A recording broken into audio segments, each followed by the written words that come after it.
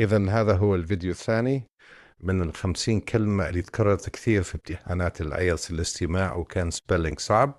المرة هذه رح أخلي سرعة الصوت عادية، واخترت اللهجة أو اللكنة الأسترالية وكذلك السرعة، فالإنسان لازم يستفيد منه كاستماع أيضا، مو كأنه بس spelling.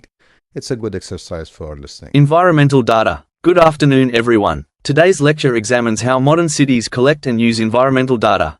The first issue we face is air pollution.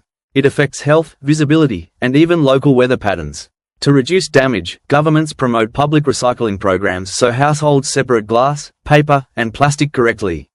During the study, scientists compared the percentage of families who recycle regularly with those who never do.